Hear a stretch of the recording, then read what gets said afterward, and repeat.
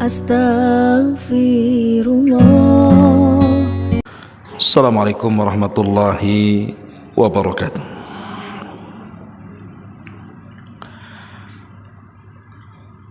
Bihamdillahi wassalatu wassalamu ala rasulillah wa ala alihi wa sahbihi wa mawalah wa la hawla wa la quwwata illa billahi wa ba'du.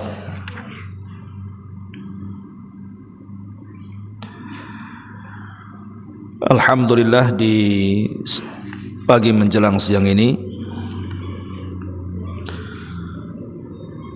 kita masih diberikan nikmat oleh Allah Subhanahu wa taala sehingga kita bisa duduk di majelis ilmu di Masjid Salahuddin Tiban Pajak ini. Salawat dan juga salam tentunya kita hadiahkan kepada Rasul kita Nabi besar Muhammad sallallahu alaihi wa ala alihi wasallam. Kita lanjutkan kembali kajian kita, masih membahas kitab Minhajul Muslim, dan kita sudah masuk dalam bab salat, di mana kita akan membahas tentang hal-hal yang disunnahkan, kemudian hal-hal yang dimakruhkan, dan hal-hal yang membatalkan. Tentu perkara ini harus menjadi perhatian kita, karena bagaimanapun salat ini adalah yang menentukan amalan-amalan yang lainnya. Sebagaimana Nabi sallallahu alaihi wasallam mengatakan, "Idza saluhat saluha sairu amalihi." Kalau salat kita ini baik, maka amal-amal yang lain juga akan mengikut baik. Wa idza fasadat, tetapi kalau salat kita rusak, maka fasada sairu amalihi, seluruh amal-amal yang lainnya juga ikut rusak. Makanya karena salat ini menentukan tentang kebaikan amal-amal yang lainnya, maka sudah selayaknya seorang mukmin ini harus melaksanakan salat dengan sebaik mungkin, mendatangkan rukun-rukunnya, mendatangkan syarat-syaratnya, wajib-wajibnya, termasuk juga sunnah-sunnahnya. Bahkan dikatakan oleh Syekh Shalih Fauzan hafizahullahu taala, kenapa Allah Subhanahu wa taala membahasakan di dalam Al-Qur'an itu kalimat iqamus shalah, menegakkan salat, bukan mengamalkan salat. Karena orang yang mengamalkan salat belum tentu menegakkan salat. Tapi orang yang menegakkan salat sudah barang tentu mengamalkan atau mengerjakan salat. Dan menegakkan salat itu mencakup mendatangkan syarat-syaratnya, rukun-rukunnya, wajib-wajibnya, termasuk juga sunnah-sunnahnya, dan berusaha meninggalkan hal-hal yang dimakruhkan, apalagi sampai mendatangkan perkara yang membatalkan. Nah, di sini kita akan membahas tentang hal-hal yang disunnahkan dalam salat apa saja. Pengarang di sini menyebutkan dua perkara tentang masalah hal-hal yang disunnahkan. Pertama, sunnah muakkadah dan sunnah ghairu muakkadah. Adapun sunnah muakkadah maksudnya sunnah yang sangat ditekankan, jangan sampai ditinggalkan saat salat. Walaupun ini sunnah, tapi kan menyempurnakan salat. Pertama kata beliau, membaca surat atau sesuatu dari Al-Quran, seperti membaca satu ayat atau dua ayat setelah membaca Al-Fatihah pada salat subuh dan pada 2 rakaat pertama dari salat zuhur, asar, maghrib dan juga isya. Dan ini berdasarkan sebuah riwayat bahwa Nabi SAW membaca Ummul Kitab Al-Fatihah dan 2 surat pada 2 rakaat pertama salat zuhur, sedangkan pada 2 rakaat yang terakhir beliau hanya membaca Ummul Kitab, maksudnya Al-Fatihah. Terkadang beliau memperdengarkan kepada mereka satu ayat. Jadi bacaan Al-Quran setelah Al-Fatihah itu meskipun sunnah, tapi ulama menganggap ini sunnah muakkadah. Rasul tidak pernah meninggalkannya. Kalau sunnah biasa, Rasul kadang meninggalkan, kadang melakukan. Tapi kalau disebut sunnah muakkadah, artinya Rasul tidak pernah meninggalkannya, walaupun itu sunnah. Maka ini yang pertama, membaca surat. Membaca surat setelah membaca Al-Fatihah. Karena kalau Al-Fatihah itu masuk pada rukun, sudah kita jelaskan. Tidak boleh orang solat meninggalkan bacaan Al-Fatihah, karena tidak sah solatnya. Tapi kalau seandainya seseorang meninggalkan bacaan Quran setelah Al-Fatihah, tidak mempengaruhi solatnya, sah-sah saja. Seandainya ibu setiap rakaatnya hanya mencukupkan Al-Fatihah saja tanpa membaca surat, sah-sah saja. Tetapi walaupun demikian, karena ini bagian daripada sunnah salat, arti mengerjakan bisa mendapatkan pahala dan menyempurnakan salat, maka sebaiknya jangan ditinggalkan, walaupun satu ayat atau mungkin satu surat yang pendek dalam Al-Quran. Ini yang pertama. Yang kedua, membaca Sami Allahu liman hamidah, Rabbana walakal hamd. Membaca Sami Allahu liman hamidah, kemudian membaca Rabbana walakal hamd. Kata beliau di sini, bagi imam dan orang-orang yang salat sendirian, khusus bagi imam, ibu jadi imam di rumah bagi anak-anak gitu ya, atau ibu salat sendirian, sedangkan makmum membaca Rabbana walakal hamd. Hal ini berdasarkan hadis yang diriwayatkan Abu Hurairah radhiyallahu an, bahwa Rasul membaca Sami Allahu liman hamidah. Kemudian ketika beliau mengangkat lambungnya dari ruku dan ketika berdiri beliau membaca Rabbana walakal hamd. Juga berdasarkan sabda Rasul, idza qala al-imamu sami Allahu liman hamidah faqulu Allahumma rabbana lakal hamd. Jika imam membaca Sami Allahu liman hamidah, hendaklah kalian membaca Rabbana atau Allahumma rabbana lakal hamd. Ini juga bagian daripada sunnah, membaca Rabbana walakal hamd.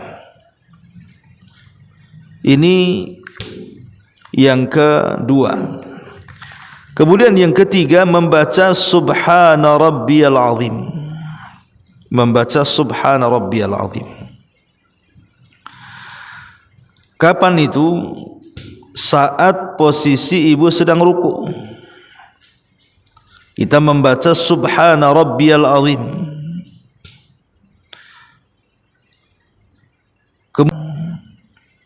Ini bagian daripada sunnah muakkadah, artinya menyerempet wajib, karena Rasul tidak pernah meninggalkan bacaan ini.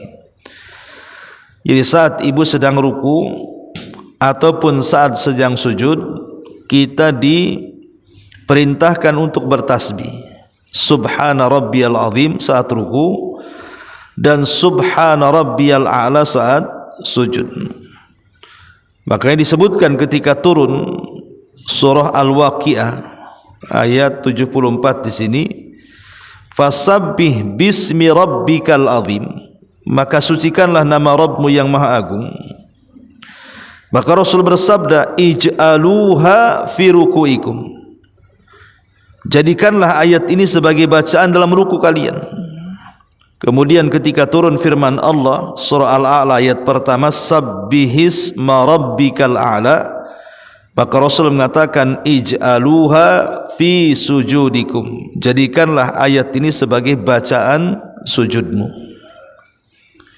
Dan ingat bahwa posisi ruku dan sujud ini adalah posisi yang penting dalam salat. Ingat Bu ya, posisi ruku dan posisi sujud itu adalah posisi yang paling penting dalam salat. Kenapa?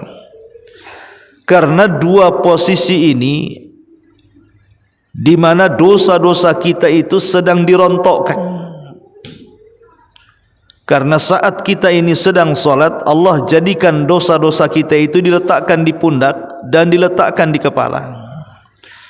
Jadi saat ibu kemudian ruku, maka dosa-dosa di pundak itu akan berguguran. Sebagaimana ibu saat sujud, dosa-dosa di kepala itu juga sedang berguguran. Inilah di mana dua posisi ini jangan diremehkan. Makanya Nabi SAW saat digambarkan oleh Aisyah radhiyallahu anha ketika ditanya tentang salat malam beliau, maka Aisyah radhiyallahu anha mengatakan, jangan kau tanya bagaimana lama berdirinya, rukuknya sama dengan berdirinya dan sujudnya sama dengan rukunya. Jadi Nabi SAW terkadang lama dalam posisi ruku, hampir mirip dalam berdirinya, dan juga dalam posisi sujud hampir mirip dengan rukunya. Kenapa Nabi SAW melakukan itu? Karena memang dua posisi ruku dan sujud ini itulah yang menentukan dosa-dosa kita itu digugurkan. Ketika Nabi SAW bicara soal keutamaan salat, di antaranya menggugurkan dosa, sampai Nabi mengatakan, bagaimana pendapatmu jika engkau punya sungai di hadapan rumahmu, kemudian engkau mandi 5 kali sehari, tentu engkau akan bersih badanmu. Ya, kata para sahabat, begitulah solat 5 waktu menggugurkan dosa. Kapan waktu solat kita itu digugurkan dosanya? Yaitu waktu ruku dan waktu sujud. Karena disitulah waktu-waktu yang sangat istimewa kita ini mensucikan Allah. Saat ruku kita membesarkan Allah, dan saat sujud kita merendahkan diri kepada Allah subhanahu wa ta'ala.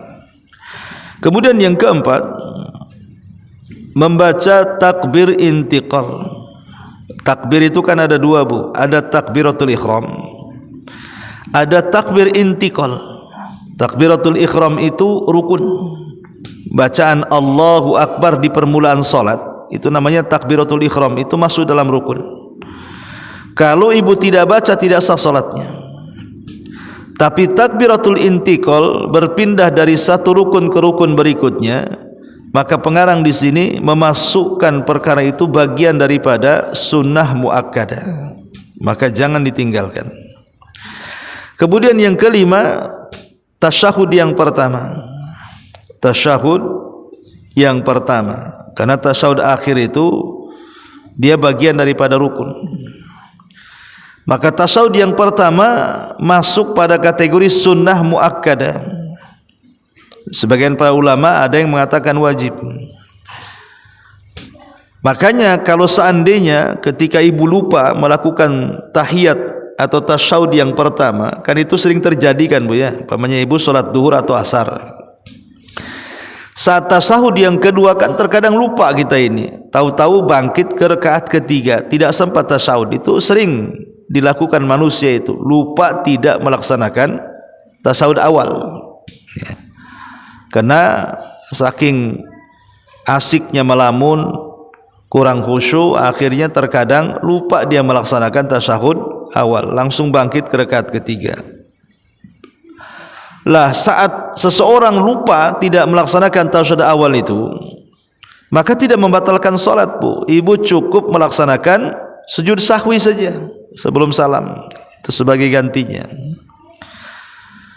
Kenapa kemudian orang yang meninggalkan tasyahud awal tidak membatalkan salat? Karena dia bukan rukun. Ada yang mengatakan wajib, ada yang mengatakan sunnah muakkadah.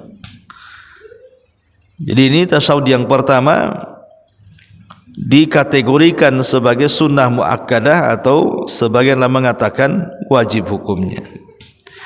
Kemudian yang keenam, membaca kalimat tasyahud at-tahiyatu lillah was-salawatu wat-thayyibat. Assalamu alayka ayyuhan nabi wa rahmatullahi wa barakatuh. Assalamu alayna wa ala ibadillahi salihin. Ashhadu an la ilaha illallah wahdahu la syarika lah wa ashhadu anna muhammadan abduhu wa rasuluh. Jadi ini namanya tahiyat, tahiyat dan syahadat, ya, tahiyat dan syahadat. Ini juga dikategorikan oleh pengarang sebagai sunnah muakkadah. Ada juga yang mengatakan wajib. Kemudian yang nomor 7, membaca Al-Fatihah serta surat dengan suara lantang dalam solat yang bacaan Fatihahnya, yang bacaan Fatihah serta suratnya dibaca dengan suara keras seperti maghrib, isya, subuh, ya. Jadi mengeraskan suara walaupun ibu salat sendirian, maka itu disunnahkan, sunnah muakkad di sini.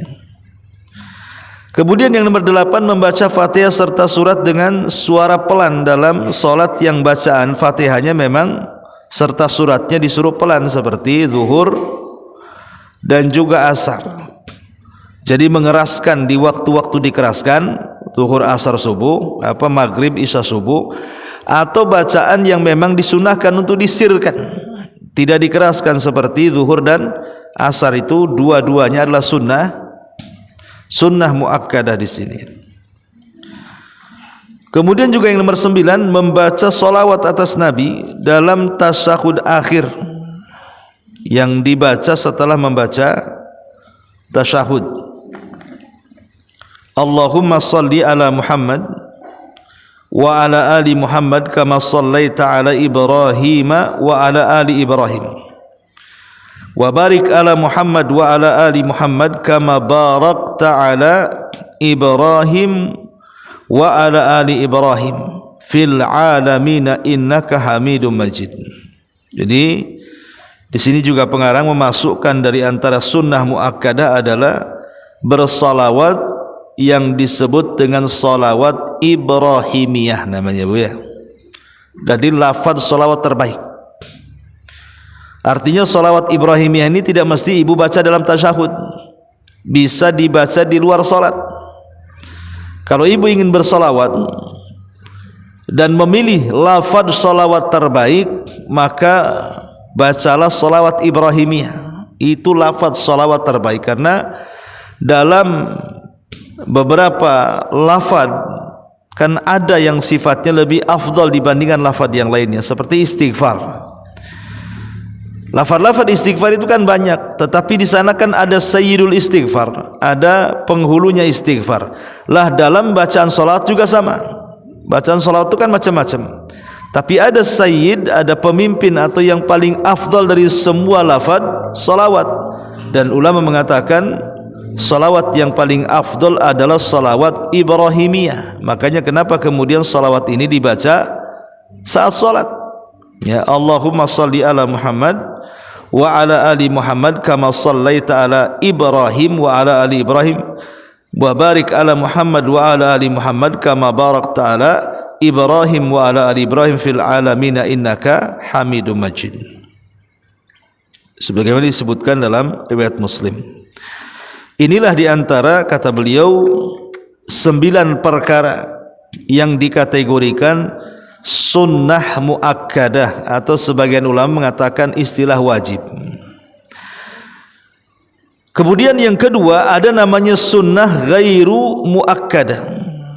Sunnah ghairu muakkadah artinya bisa dilaksanakan, bisa tidak. Ya dilaksanakan dapat pahala, tidak juga tidak ada masalah. Pertama membaca doa iftitah. Membaca doa iftitah, subhanakallahumma wa bihamdika wa tabarakasmuka wa ta'ala jadduka wa la ilaha ghairuka. Membaca iftitah, kan iftitah macam-macam, ini salah satu contohnya. Doa iftitah ini ya bisa membaca Allahumma ba'id baini wa baina khotoyaya, atau wajjahtu wajhiya lilladzi, macam-macam ya. Lah salah satunya adalah subhanakallahumma wa bihamdika wa tabarakasmuka wa ta'ala jadduka wa la ilaha ghairuka. Ini termasuk sunnah tetapi ghairu muakkadah. Kemudian yang kedua membaca ta'awudz pada rakaat pertama, dan juga membaca basmalah pada setiap rakaat dengan suara yang pelan. Ini berdasarkan firman Allah Subhanahu wa taala, fa idza qara'tal qur'ana fasta'idz billahi minasyaitonir rajim. Apabila kamu membaca Al-Qur'an, hendaklah kamu meminta perlindungan kepada Allah dari setan yang terkutuk. Ini juga bagian sunnah tapi ghairu muakkadah kata pengarang. Kemudian yang ketiga mengangkat kedua tangan sejajar dengan kedua bahu ketika takbiratul ihram. Jadi ibu ketika permulaan solat, saat ibu takbir ya Allahu Akbar, itu kan disertakan dengan mengangkat tangan, Bu. Ibu harus bedakan ya mengangkat tangan dengan ucapan Allahu Akbar, Bu. Kalau ucapan Allahu Akbar itu rukun, tidak boleh ibu tinggalkan. Tapi kalau mengangkat tangan entah sebahu ataupun setelinga itu sunnah. Makanya ibu kalau sedang umroh atau haji, nampak ada orang takbiratul ihram itu tidak mengangkat tangan, diam saja kan. Ya karena memang mengangkat tangan hukumnya sunnah. Tapi walaupun demikian jangan ditinggalkan ya. Kemudian yang kedua ketika ibu ruku, itu juga kan diangkat tangannya sebahu atau setelinga. Kemudian yang ketiga ketika bangkit dari ruku. Ketika bangkit dari ruku juga disunahkan mengangkat kedua tangan sebahu atau setelinga. Serta ketika berdiri dari rakaat yang kedua menuju rakaat yang ketiga. Inilah 4 tempat disunahkan ibu mengangkat tangan. Selebihnya ibu jangan angkat tangan. Karena ada orang yang latah kan, pokoknya setiap gerakan diangkat tangannya. Habis sujud pun ngangkat tangan dia. Mau bangkit dari sujud ngangkat tangan lagi. Duduk di antara dua sujud ngangkat tangan. Ada orang yang latah semua ngangkat tangan. Tidak. Mengangkat tangan saat takbir itu cuman ada di 4 tempat. Pertama saat takbiratul ihram, yang kedua saat hendak ruku, yang ketiga saat bangkit dari ruku, dan yang keempat perpindahan dari rakaat ketiga ya. Jadi hendak rakaat kedua ke ketiga itu disunahkan mengangkat tangan. Kemudian pun di sini disebutkan yang keempat membaca amin. Membaca amin kapan? Saat imam membaca ghairil maghdubi alaihim waladhdallin. Jadi sebaiknya ucapan amin itu setara dengan ucapan aminnya imam, artinya harus senafas, Bu. Jadi ketika kita mendengar waladhdallin, maka serentak antara imam dan makmum membaca amin. Jadi jangan sampai telat gitu ya, imam sudah amin baru kemudian ibu amin. Jadi amin itu harus senafas antara ibu dengan imam. Pokoknya ibu dengar saja imam membaca ghairil maghdubi alaihim waladhdallin, maka segera ibu amin. Karena ada hadis yang mengatakan di sini, idza qala al-imamu ghairil maghdubi alaihim waladhdallin faqulu amin. Fa inna man wafaqa qawluhu qawlal malaikati ghufira lahu ma taqaddama min dhanbi. Jika imam membaca ghairil maghdubi alaihim waladhdallin, segeralah kalian membaca amin. Lihat perintahnya Semata-mata mendengar dhalin saja, kata Rasul segera mengucapkan amin. Alasannya, siapapun yang bertepatan perkataannya dengan perkataan para malaikat saat mengucapkan amin, maka dosa-dosanya akan diampuni yang telah dilakukannya. Ini yang keempat. Kemudian yang kelima, memanjangkan bacaan surat setelah Al-Fatihah, terutama di solat subuh. Kemudian memendekkannya dalam solat asar dan maghrib. Kemudian dibuat sedang dalam solat isya dan zuhur. Jadi di sini ada 3 kategori, Bu. Kapan surat pendek, kapan surat sedang, kapan surat panjang. Ya.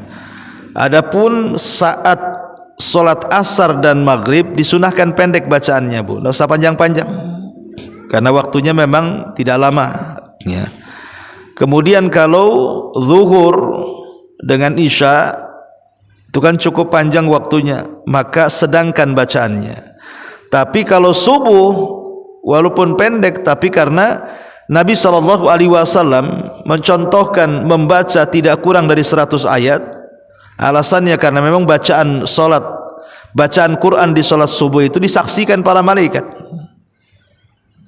berdasarkan Al-Quran, ya, bahwa Allah Subhanahu wa taala mengatakan inna Qur'anal fajri kana mashhuda. Bacaan Quran di solat fajar itu disaksikan para malaikat. Makanya solat subuh itu sangat dianjurkan untuk dibaca agak panjang. Ya, kalau zuhur dengan isya itu disedangkan bacaannya. Tapi kalau asar dengan maghrib itu disunahkan pendek bacaannya. Ya bolehlah sekali-kali dipanjangkan. Lah, memanjangkan bacaan surat setelah Al-Fatihah dalam solat subuh, kemudian memendekkannya atau menyedangkannya tadi, itu sunnah hukumnya. Sunnah hukumnya. Artinya kalaupun subuh ibu tidak memanjangkan, ya sah-sah saja, karena mungkin terbatas hafalan. Tapi kalau mau dipanjangkan sampai 100 ayat tentu lebih baik lagi, karena mencontoh Nabi SAW.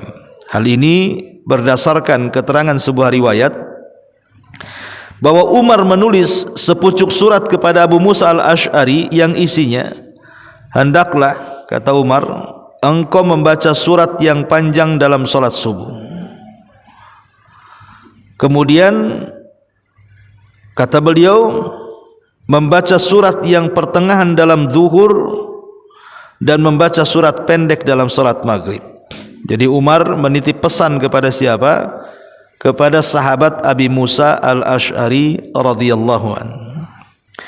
Ini yang kelima. Yang keenam, berdoa di antara 2 sujud.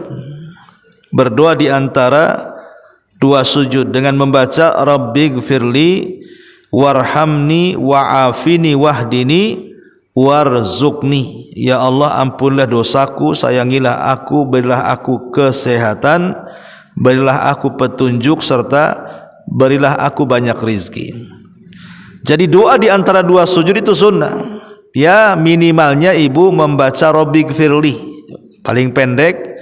Kalau ibu tidak hafal Rabbighfirli warhamni wa'afini wahdini warzuqni, cukup membaca Rabbighfirli 3 kali. Itu hukumnya sunnah, ya. Kemudian yang nomor 7, membaca doa kunut pada rakaat terakhir salat subuh. Ini dikarenakan pengarang ini kan madhab Syafi'i, maka beliau mengkategorikan bahwa kunut subuh itu bagian daripada sunnah. Artinya kalaupun tidak dibaca ya tidak ada masalah, kan sunnah saja.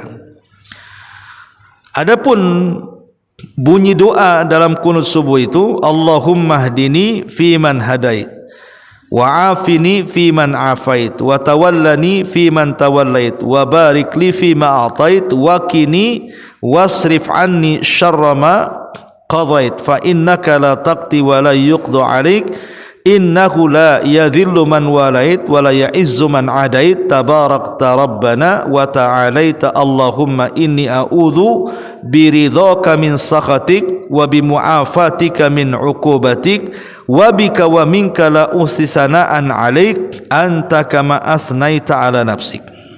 Ini di antara lafaz yang diajarkan saat kunut subuh atau rakaat terakhir saat solat witir juga dibaca kunut ini. Tetapi sekali lagi bahwa pembahasan masalah kunut subuh ini memang pembahasan yang panjang. Ada yang mengatakan tidak sunnah, berarti lawannya bid'ah, tidak perlu dilakukan. Tapi ada yang mengatakan kunut subuh itu sunnah. Itu berawal dari lafaz hadis Nabi SAW yang dikeluarkan oleh Al-Imam At-Tabrani, di mana Nabi SAW yaqnut fi subhi hatta faraqad dunya. Beliau tidak pernah meninggalkan kunut subuh sampai beliau meninggal. Lafaz tambahan ini yang tertera dalam riwayat yang cukup panjang diperselisihkan oleh sebagian ulama, apakah lafaz tambahan ini sahih datang dari Nabi gitu ya, ataukah tidak, atau hanya itu tambahan perawi saja. Bagi yang mengatakan bahwa ini adalah tambahan syadz, tambahan yang menyelisihi tambahan yang lebih thiqah lagi, maka riwayatnya lemah, sehingga kunut subuh itu bid'ah, tidak perlu dilakukan. Bagi yang mengatakan tambahan ini adalah tambahan ziyadatun thiqah, ya tambahannya benar gitu ya, memperkuat riwayat yang lebih thiqah, maka kunut subuh itu sunnah. Makanya kita lihat dalam ikhtilaf madhab itu, dalam madhab Syafi'i ya kunut subuh itu sunnah, tapi dalam madhab Hambali kunut itu bagian daripada bid'ah karena riwayatnya lemah. Jadi perselisihan kunut subuh, ada yang mengatakan sunnah, ada yang mengatakan tidak, itu karena perselisihan antara sahih dan tidaknya lafaz hadis tadi. Yang mensahihkan sunnah, yang melemahkan bid'ah, sebenarnya di situ. Ya, tetapi tidak perlu kemudian diperpanjang tentang polemik masalah kunut subuh saja. Karena Imam Ahmad sendiri pernah ditanya tentang orang yang solat di belakang orang yang kunut. Jadi kalau ibu solat di belakang orang yang kunut subuh, sementara ibu meyakini tidak ada kunut dalam subuh, maka kata Imam Ahmad, tetap kita harus mengikuti imam. Ibu angkat kedua tangan dan ibu aminkan, karena imam itu dijadikan untuk diikuti ibu. Apalagi di daerah-daerah yang kalau ibu tidak melakukan kunutnya bisa fitnah, bisa menjadikan fitnah. Seperti ibu di kampung-kampung, yang di kampung itu kan mayoritas mazhab Syafi'i, mengikuti Imam Syafi'i gitu umpamanya. Kemudian ibu pula bertolak belakang, tidak kunut alias membid'ahkan kunut, maka ibu akan membuat fitnah di lingkungan itu. Maka tidak ada masalah kalau ibu jadi makmum, imamnya kunut, angkat saja tangan, aminkan. Itu yang dilakukan oleh Imam Ahmad ibn Hanbal rahimahullah ta'ala saat ditanya tentang orang yang solat di belakang orang yang kunut ya. Begitu juga umpamanya ibu kunut, imamnya tak kunut, ya ikut imam sajalah kan gitu ya. Seperti orang-orang yang umroh, orang Indonesia kan terbiasa kunut tuh Bu, sementara di Mekah, di Madinah nggak ada kunutnya, ya ndak masalah kan itu ya, karena imam itu dijadikan untuk diikuti. Jangan sampai kemudian gara-gara perkara ini, karena ada yang menganggap orang yang tidak kunut batal. Jadi habis sholat di Masjid Haram, sholat subuh, pulang ke hotel sholat subuh lagi Bu. Alasannya ini imam sudah tak kunut katanya. Akhirnya pulang ke hotel sholat subuh diulang sama dia. Ya ndak perlu gitu juga lah kan begitu ya. Karena kunut ini sunnah saja, dia bukan rukun yang membatalkan sholat. Ini yang ke-8, yang ke-7, yang ke-8, tata cara duduk yang diriwayatkan dari Nabi SAW dalam sholat adalah duduk iftirash pada beberapa duduk dan duduk tawaruk pada duduk yang terakhir. Jadi kan ada gaya duduk Nabi itu kadang iftirash, meletakkan paha di atas tumit, terkadang juga tawarruk, melabuhkan paha di tembok kan itu ya. Nah ini gaya-gaya duduk seperti ini sunnah hukumnya. Jadi bukan masuk pada perkara rukun gitu ya, karena terjadi silang pendapat di antara ulama ketika duduk yang hanya memiliki satu tasyahud. Apakah dia iftirash, apakah dia tawaruk? Ya, ada yang mengatakan iftirash, ada yang mengatakan tawaruk, kan begitu. Tapi kalau seandainya seseorang melakukan mungkin ada yang berpendapat iftirash, ada yang mengatakan tawaruk, ya sah-sah saja, dua-duanya sah, karena memang tata cara duduk yang seperti ini hanya sunnah dari Nabi SAW. Kemudian yang nomor 9, meletakkan kedua tangan di atas dada, di mana tangan kanan berada pada tangan kiri, berdasarkan keterangan yang dikemukakan oleh Sahal bahwa orang-orang diperintahkan supaya meletakkan tangan kanan pada lengan kirinya ketika salat. Kemudian berdasarkan keterangan yang dituturkan Jabir, marra Nabi sallallahu alaihi wasallam bi rajulin wa huwa yusalli wa qad wada'a yadahu al-yusra 'ala al-yumna fantaza'aha wa wada'a al-yumna 'ala yusra. Satu ketika Rasul melintas di hadapan seseorang yang sedang salat, di mana ia meletakkan tangan kirinya pada tangan kanannya, maka beliau melepaskannya dan meletakkan tangan kanan pada tangan kirinya. Artinya sedekap dalam salat itu sunnah. Kemudian yang nomor 10, berdoa ketika sujud. Berdoa ketika sujud. Rasul mengatakan, ala inni nuhitu an aqra al-Qur'ana raki'an aw sajidan, fa amma ar-ruku' fa'azzimu fihi rabb, wa amma sujud fajtahidu fid du'a faqaminun an yustajaba lakum. Ketahuilah bahwa sungguh aku larang membaca Al-Quran di saat ruku dan sujud. Adapun ruku, hendaklah kalian mengagungkan Allah subhana rabbiyal azim.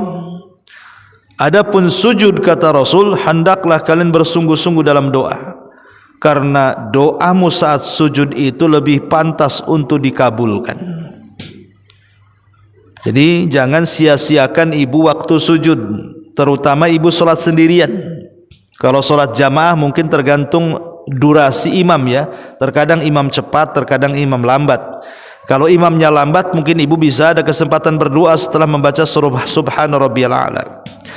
Tapi kalau solat sunnah kan ibu yang ngatur durasinya kan. Umpamanya ibu solat rawatib, solat duha, solat apa sajalah, ketika ibu sujud kan yang ngatur durasi berapa lamanya sujud kan kita sendiri, namanya solat sendirian. Lah disitulah kita disunnahkan banyak-banyak berdoa setelah membaca subhana rabbiyal a'la. Kenapa di situ doa-doa orang-orang yang sujud itu sangat dikabulkan saat solat? Di antara hikmahnya disebutkan para ulama, karena posisi sujud itu adalah posisi hamba sedang menghinakan diri kepada Khaliknya.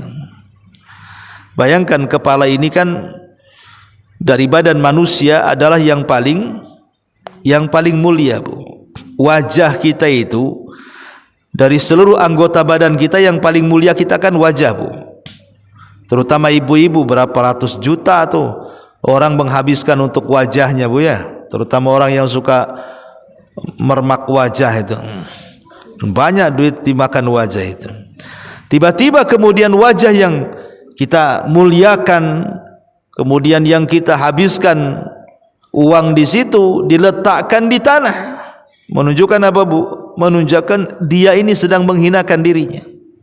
Menghinakan dirinya kepada siapa? Untuk Rabbnya. Lah, karena posisi itu adalah posisi yang sangat terhinanya seorang hamba di hadapan Rabbnya. Disitulah kenapa Rasul mengatakan faqaminun an yustajaba lakum. Maka orang yang sujud itu lebih pantas untuk dikabulkan doanya. Maka kalau ingin berdoa, lakukan saat sujud, terutama dalam solat sendirian. Itu waktu sangat mustajab sekali. Adapun tentang pertanyaan, boleh enggak doa saat sujud setelah membaca subhana rabbiyal a'la itu menggunakan bahasa Indonesia, bahasa Jawa, bahasa Sunda, bahasa Medan, bahasa Padang umpamanya kan? Karena dia tidak pandai menggunakan bahasa Arab. Ada yang mengatakan bahwa Syekh Abdul Razak pernah ditanya, saya mendengar fatwa beliau, bahwa dibolehkan seseorang yang la yuhsinu al-arabiyah, orang yang tidak baik berbahasa Arab, artinya sama sekali tidak bisa bahasa Arab, maka boleh seseorang itu berdoa dengan menggunakan bahasa yang ia ucapkan. Adapun apakah kemudian harus diletakkan di hati, tidak perlu. Ya, tidak perlu diletakkan di hati, boleh dilafadzkan. Tapi khusus bagi yang la yuhsinul arabiyah, kata beliau, bagi yang memang tidak pandai berbahasa Arab, boleh seorang berdoa dengan bahasa lain. Ini yang 10. Yang nomor 11, berdoa ketika tasyahud akhir. Setelah membaca salawat, maka seseorang kan dianjurkan berdoa untuk membaca 4 perlindungan. Allahumma inni a'udzubika min adzabi jahannam wa min adzabil qabri wa min fitnatil mahya wal mamat wa min syarri fitnatil masihi dajjal. Ya Allah, aku berlindung kepadamu dari azab neraka jahannam, dari azab kubur, dari fitnah hidup serta fitnah mati, dan dari keburukan fitnah al-masihi dajjal. Makanya kita lihat, Bu, kenapa tasyahud awal dengan tasyahud akhir itu dibedakan bacaannya, kan, Bu? Kalau tasyahud awal itu bacaannya sampai ke syahadat saja, Bu. Jadi tasyahud awal itu kalau ibu sholat maghrib di rakaat kedua gitu ya, atau sholat isya di rakaat kedua, maka ibu cukup sampai syahadat saja. Bacaannya at-tahiyatu lillahi wassalawatu wattayyibat, assalamu alayka ayyuhan nabi wa rahmatullahi wa barakatuh, assalamu alayna wa ala ibadillahi salihin, asyhadu an la ilaha illallah wahdahu la syarikalah wa asyhadu anna muhammadan abduhu wa rasuluh. Titik sampai di sini, Bu. Ini bacaan tasyahud awal sampai syahadat saja, ya. Tapi kalau bacaan tasyahud akhir ditambah dengan sholawat, Bu. Jadi setelah kemudian at-tahiyatu lillah wassalawatu wattayyibat, assalamu alayka ayyuhan nabi wa rahmatullahi wa barakatuh, assalamu alayna wa ala ibadillahi salihin, asyhadu an la ilaha illallah wahdahu la syarikalah wa asyhadu anna muhammadan abduhu wa rasuluh. Ibu tambah dengan salawat, Allahumma salli ala Muhammad wa ala ali Muhammad kama sallaita ala Ibrahim wa ala ali Ibrahim wa barik ala Muhammad wa ala ali Muhammad kama barakta ala Ibrahim wa ala ali Ibrahim innaka Hamidum Majid. Kenapa pada tasyahud akhir ditambah salawat, sementara tasyahud awal itu cukup sampai syahadat? Karena di tasyahud awal, di tasyahud akhir itu ada doa, Bu. Karena di tasyahud akhir ada doa, ya, dan doa itu dianjurkan sebelum dipanjatkan membaca salawat. Setelah memuji Allah bersalawat baru berdoa. Nah, itulah kenapa dibedakan bacaan tasyahud awal dengan tasyahud akhir. Kalau tasyahud akhir ada salawatnya, karena setelahnya kita dianjurkan berdoa. Di antara doa yang dianjurkan adalah doa meminta perlindungan kepada Allah dari 4 perkara. Allahumma inni a'udzubika min adzabi jahannam wa min adzabil qabri wa min fitnatil mahya wal mamat wa min syarril fitnati al masih dajjal. Atau Rasul menambah, Allahumma inni a'udzubika minal ma'tham wal maghram. Ya Allah, aku berlindung kepadamu dari perbuatan dosa dan dari hutang. Jadi sampai Ummu Salamah mengatakan, ya Rasulullah, kenapa engkau berlindung dari hutang dalam setiap doa di akhir solatmu? Kata Ummu Salamah. Maka Rasul mengatakan, ya, karena orang hutang itu kalau bicara dusta, kalau dia berjanji pasti suka khianat.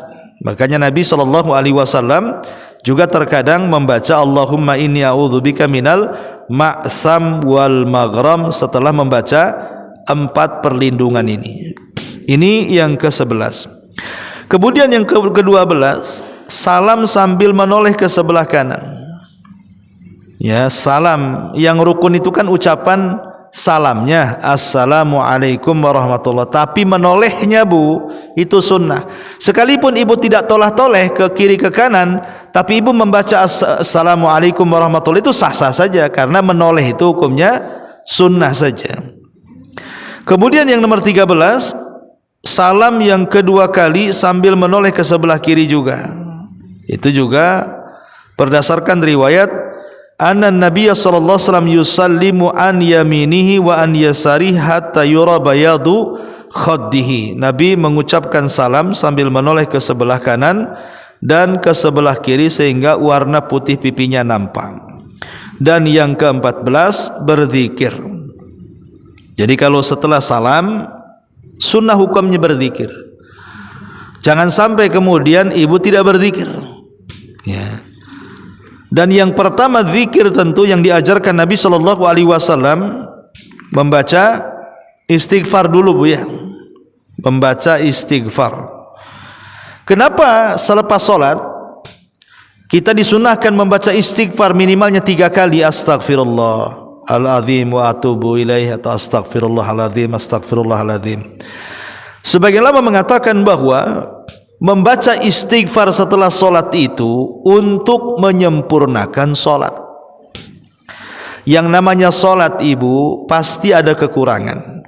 Siapa sih yang sanggup 100% salat kita itu mendapatkan pahala full? Enggak ada. Pasti di antara kita kalau salat itu ada kekurangan kan Bu.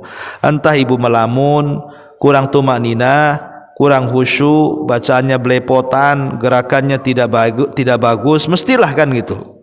Dalam salat kita ini terkadang ada kelalaian. Lah untuk menyempurnakan kelalaian itu, maka kita disunahkan untuk istighfar. Kita meminta ampun kepada Allah selepas salat. Maksudnya meminta ampun akan kelalaian yang kita lakukan saat salat. Makanya kemudian disunahkan membaca istighfar 3 kali. Ya, saat selepas salat bagian daripada zikir itu astaghfirullahaladzim, astaghfirullahaladzim dan begitu seterusnya ya.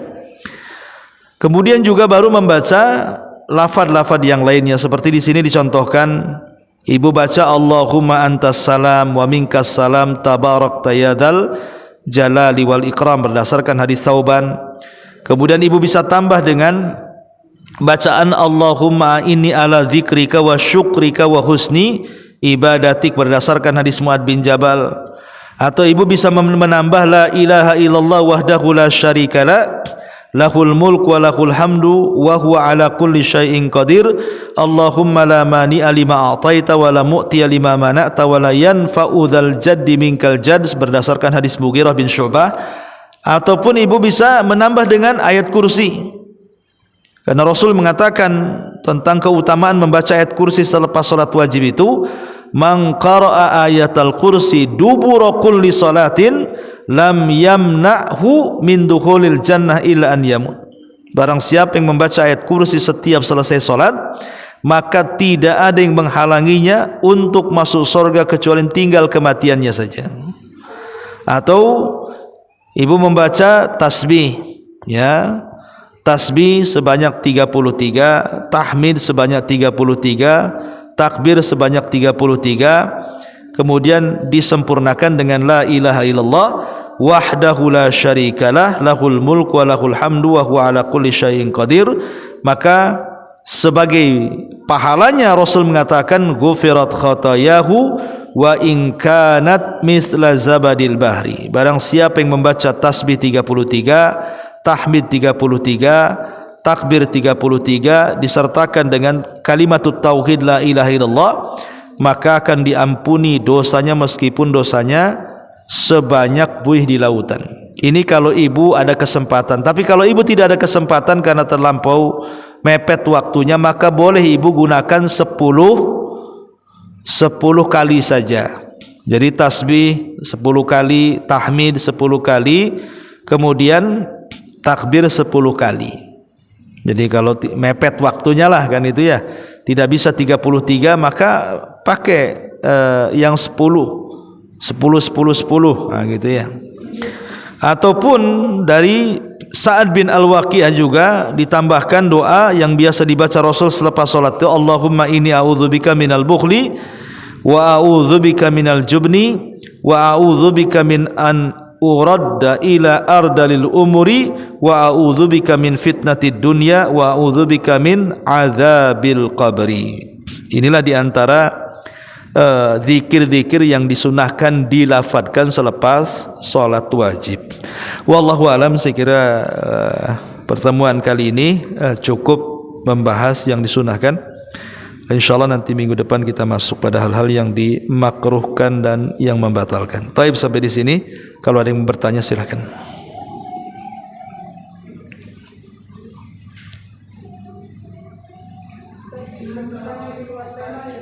Ya.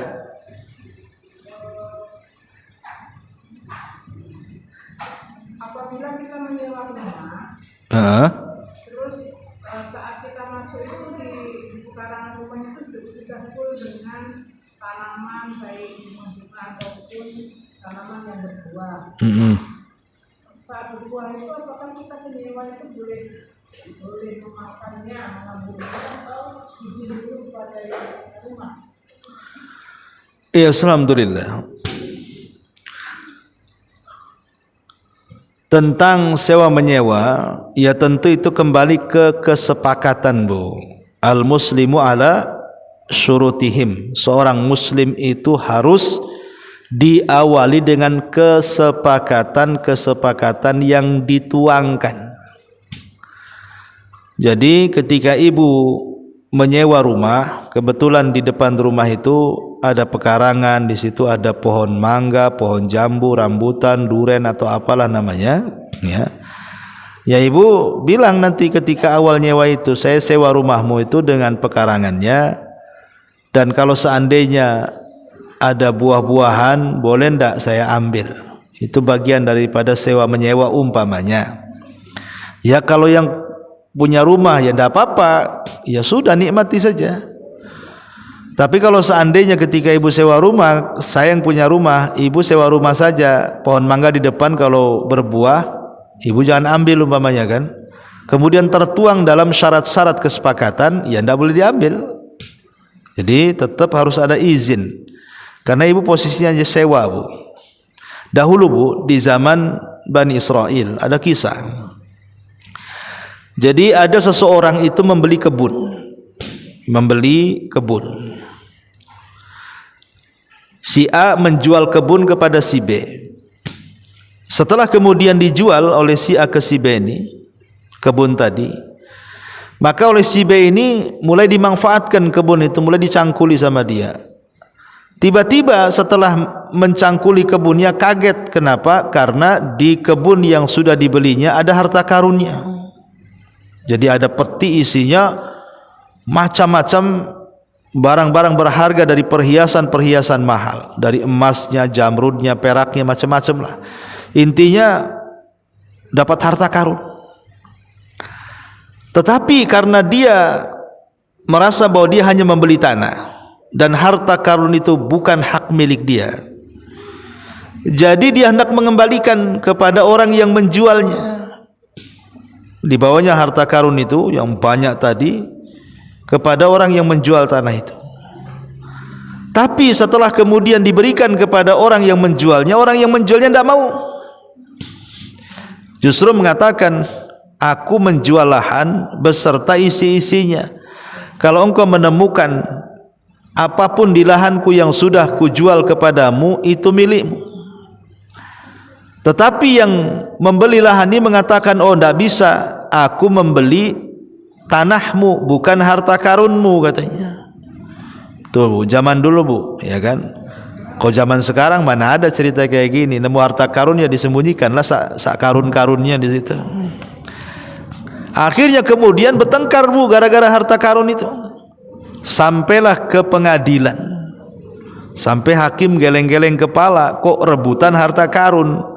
Enggak mau menerima harta karun, bukan rebutan harta karun, artinya saling menyerahkan. Dua-duanya tidak mau dan dua-duanya menganggap tidak berhak. Sehingga kemudian karena Pak Hakimnya bingung, Pak Hakim mengatakan kepada pembeli, kamu punya anak? Iya. Anakmu siapa? Laki-laki. Kemudian Pak Hakim mengatakan ke penjual, kamu punya anak? Ya. Anakmu siapa? Perempuan. Kata Pak Hakim, dah nikahkan saja kedua anak kalian dan sebagai maharnya harta karun itu. Itu zaman dulu tuh seperti itu. Ya, maka sebagai bentuk amanah kita Bu, kalau ibu sewa rumah, ya dikhawatirkan yang menyewakan kepada kita itu hanya rumahnya saja. Jadi kalau ada tanaman, ada apa, ya ibu bagusnya izin ke yang punya. Takutnya tidak termasuk gitu ya. Saya kira itu lebih ikhtiyat, adanya kehati-hatian. Wallahu a'lam. Ya, waalaikumsalam. Iya.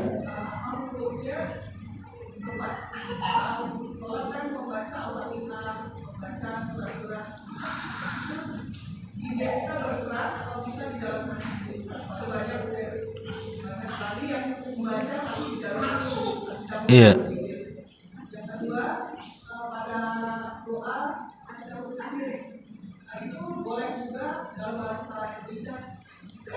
Iya.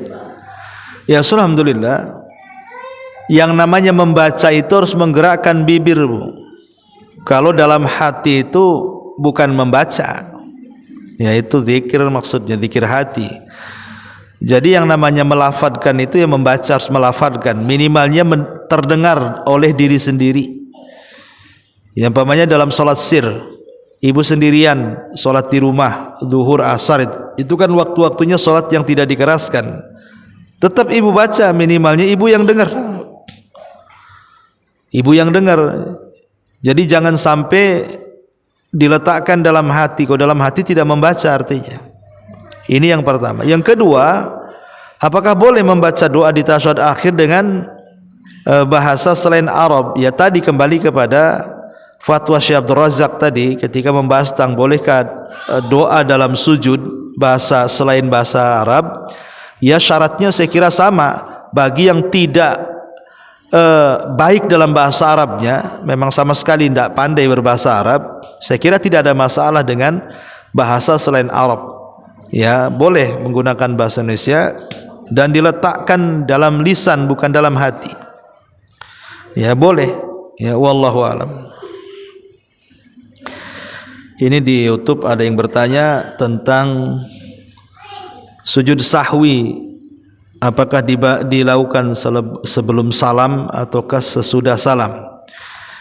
Ya, sujud sahwi itu dikarenakan 3 perkara. Pertama karena mengurang, yang kedua karena menambah, yang ketiga karena ragu-ragu. Adapun kapan sujud sahwi dilakukan sebelum atau sesudah salam? Kalau dalam bentuk pengurangan, maka dilakukan sebelum salam. Tapi kalau bentuk penambahan, maka dilakukan setelah salam. Adapun bacaannya, karena bacaan sujud sahwi itu kebanyakan lemah, maka dikembalikan kepada bacaan yang umum, subhana rabbiyal a'la, subhana rabbiyal a'la. Wallahu alam. Ya. Waalaikumsalam. Gimana?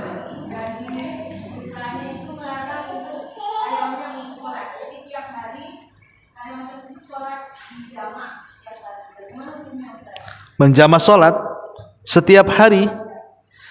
Kenapa masalahnya? Di perusahaannya. Oh, di luar negeri. Ya, alhamdulillah. Sebenarnya sholat yang menggabungkan hanya 3 waktu saja itu yang melakukannya orang-orang Syiah, Bu. Orang-orang Syiah itu tidak pernah sholat 5 waktu, Bu. Orang Syiah itu hanya 3 waktu saja. Dengan cara menggabung-gabungkan sholat tadi, subuh 1, duhur asar 1, isya sama maghrib 1. Jadi hanya 3 waktu orang Syiah itu. Sementara kita orang ahli sunnah wal jamaah, sholat itu 5 waktu. Tidak boleh menjamak hukum asalnya kecuali karena ada alasan. Ada alasan karena sebuah masyaqqah. Ada uzur yang sangat syar'i sehingga harus menjamak, menggabungkan. Ya. Adapun dalam kondisi darurat, saya kira tidak ada masalah seseorang itu menjamak sholat. Tetapi sampai kapan, Bu? Sampai kapan, kan harus ada limitnya. Kalau terus dia tidak keluar dari perusahaan itu, si menjamak saja, sebaiknya ya pindah perusahaan lah, kan itu ya. Jangan mengorbankan ibadah gara-gara seseorang itu mengejar dunia. Tapi kalau memang di situ ada kontrak sampai waktu tertentu gitu ya, umpamanya kontrak 2 tahun, habis 2 tahun selesai dia pulang, kemudian sholatnya normal lagi gitu ya, kemudian nanti kerja lagi, kontrak lagi, saya kira tidak ada masalah kan, ada waktu jedanya, tidak melakukan seumur hidup seperti itu. Jadi wallahu alam, kalau memang seseorang itu terganggu ibadahnya sih, sebaiknya cari pekerjaan lain, karena jangan sampai dikorbankan ibadah karena sebuah dunia sebenarnya. Tapi kalau memang tidak ada tempat kerja kecuali di situ, memang skillnya di situ, tidak bisa kerja di tempat lain, dan dari pihak perusahaan memang melarang sholat gitu ya, kecuali dengan cara menjamak tadi, insya Allah saya kira tidak ada masalah. Walaupun sebaiknya seseorang itu ya mencari pekerjaan yang tidak mengganggu ibadahnya. Wallahu a'lam. Ya.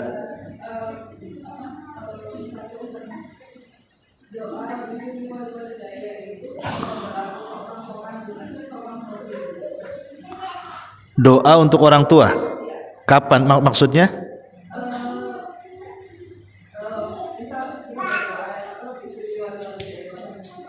Dalam sholat.